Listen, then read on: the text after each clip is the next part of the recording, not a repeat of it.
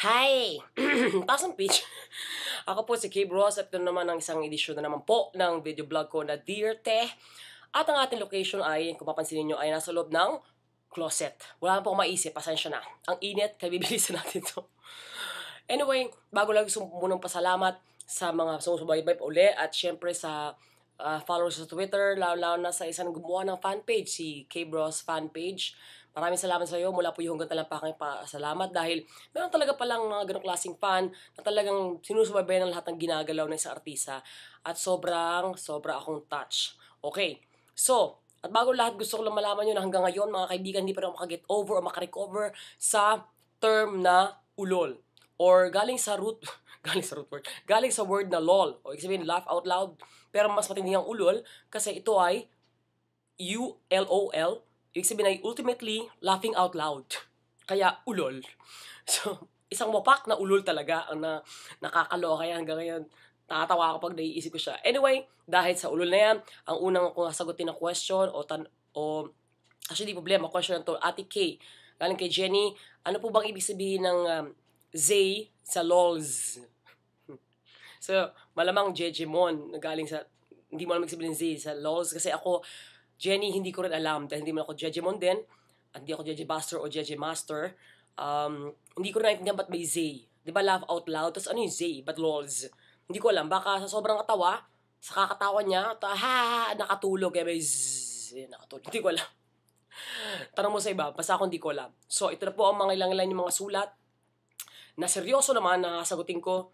Uunahin ko na ay ang galing kay, ano ba to? Ay, sorry. Tayo ka.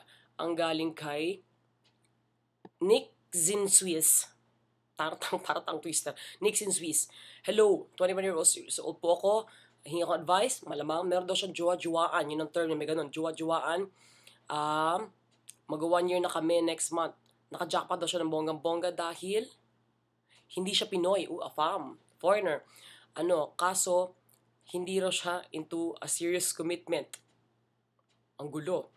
Oo, hindi ba napaparanoid na ako ate, hindi ko alam kung gagawin ko dahil ang takot akong ma-reject at baka isipin niya umaasa lang ako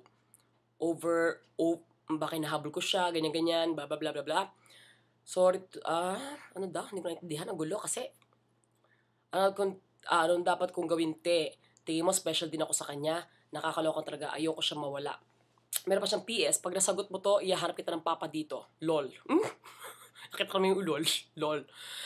Alam mo, unang-una, Nick Zinswiss, wala naman tinatawag na serious commitment. Pag commitment. Pag nagpapag-commit ka, ibig sabihin seryoso ka. Meron pang joke time na commitment lang. Meron pang very, very light na commitment. Pag committed ka, natural, seryoso siya. So ngayon ang tanong dyan, okay lang ba sa'yo na ganyan lang siya? Diba? Okay lang ba sa'yo yan? Kasi ikaw, para sa kanya, para lang kayong, marami kasing term, afamyante, hindi yan Pilipino. Sa mga foreigners, may mga dating lang, exclusive dating, open relationship. Ano ba ang sitwasyon ng nyo? Siya mismo sabi na hindi siya, ayaw niya mag-commit. So, wala kang magagawa. Kung ayaw niya, wala kang magagawa. Kung okay lang sa'yo na ganyan lang ka, nag-date lang kayo, ano masama doon? Kung hindi ka naman siguro, diba? Kung hindi lang gusto mo, kung nag-enjoy ka lang din, wala ka naman sinabi na mahal mo na siya. Pero, eventually, baka pamahal na rin siya sa'yo, diba? But anyway, dapat magharap tayo ng mga taong ready to commit, diba? Kung tayo gusto na magpag-commit, kailangan reciprocal. Okay. Ito, Teacher Mom USA, galing kay Teacher Mom USA, meron akong katrabaho na super sa pagka-plastic but she still wants us to be friends outside of work. Ayoko na siyang pagbigyan dahil hindi ko talaga siya feel. Sad to say, katrabaho ko lang gusto, yun. Awkward lang, pero parang hindi talaga siya makahalata. What would you do kung ikaw ako? Teacher Mom USA, sabi mo plastic to, kaibigan to. Ang pinakamagandang gawin mo dyan, huwag ka din magkapaka-plastic. Huwag mo siya plastic yan, sabihin mo sa kanya diretso na hindi mo siya gusto. Diba? Ganun lang yun. Bakit? Sabihin mo totoo na plastic ka sa kanya. Again, ulitin ko, mabuti na maging lata, maingay, loud, kesa maging plastic. Diba? So, hindi ganun kalaki yung problema mo, Oo, diretsahin mo lang. O kung gusto mo naman, makabili ang buhay nyo, di plastic ka ba lang din, kung okay lang din sa'yo. Pero para sa akin, mas maganda yung maging totoo ka sa tao. Tama? Tumpak. Okay. Next na letter ay galing kay, teka lang ha, ay galing kay, ito actually hindi to letter, tuwa ako, may nagpadala sa akin ng nakakatuwa. Mayroon lang si From There, actually nasugat ko na yung letter niya before, meron siyang magandang sinulat sa akin, nakakatawa lang, share ko sa inyo. From There, I hope you don't mind. Miss K, just wanna say thanks for never failing to entertain us, your fans. Thank you. Connect me if I'm wrong. Di po ba singer po kayo talaga before naging artista? So, to lang, I don't really read blogs, pero I'm glad binasa ko po yung sa inyo. Blessing in the sky pala dahil every time ako'y natutuwa. Sana po magtuloy-tuloy po ang blessings nyo. Talaga naman, when it rains, it pours. Basta pag may mga nega dyan, just don't mind them. That's their problem anymore. And regarding your love life, pag may manamit ka, just take the risk. You never can tell. Just burn the bridge when you get there. Life is short. If you make a mistake, well, just pray for the internal and external repose of your soul, and you'll be okay. Share ko lang. Again, thank you. Salamat. Paano ba? Ang tanong niya ay naging singer. Oo. Ako po ay naging singer bago ako tama po yan. Ako po ay nagsimula bilang singer bago nag-artista, bago naging komedyante. Ang may nagtanong din kung paano ako discover. Paano ba ako na-discover? I think, na-discover ako ng doktor. Isang doktor po na-discover sa akin kasi nung nanay ko ay nagkasakit, nahihilo siya, nausok ako. Tutuloy ko ba to? Nausok ka, nahihilo, tinanong niya isang doktor, at pina-check up siya, sabi ng doktor, discover ng doktor na buntis ang nanay ko, at ako yon. Kaya dalawa ko na-discover. Ulol. Ewan din. Wala lang. Okay. Next. Pasensya na, kailangan ito nakikinood. Kung di ko natawa, pasensya na po. Pwede nyo i-forward eh. Okay. Ito, next, Ish, kalaki Ish. Just call me Ish, currently in Dubai. At meron siyang boyfriend na 7 years na, pero may meron po akong high school crush na, that time naging MU sila, pero ngayon matagal siya nakita, at nagka-jowa nga siya, 7 years na, tapos bigla sa nakita through Facebook, as usual, Facebook, at nagka-chat-chat na. So ngayon, na-fall na raw siya doon. Kasi mas madami pang oras ang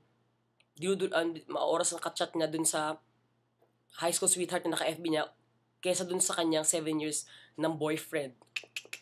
Ayoko ding maging connotation na kabit ako. Advice naman dyan. Alam mo, hindi ko na pahahabain. Sa lahat ng mga tao dyan, babae, na ayaw tawaging kabit, o di ba, ayaw maging kabit, ang simple lang ang sasabihin ko, di wag kayong magbigkabit. Wag.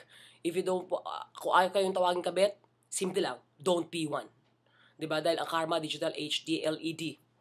Yun lang, hindi ko na mapahabain. Yun na lang yun. Okay. At, nakakatawa. At dahil dyan, hanggang dito na lang po, dahil napakainit po sa loob ng closet na ito. At ipopromote ko muna lahat na napag-promote dahil malapit na po akong idol, ang pinaka palong-palong kanta serie ng ABS-CBN. Nakasali po ako dyan. Nagkapasalamat sa ABS na napakaganda role ko dyan. At talagang naipitan na akong ugat dahil meron akong palong-palong production number na ginawa.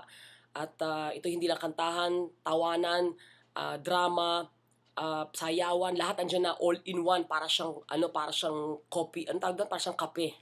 3-in-1, yes. Ito hindi, all-in-one. Kaya abangan nyo po yung September 6 na Idol.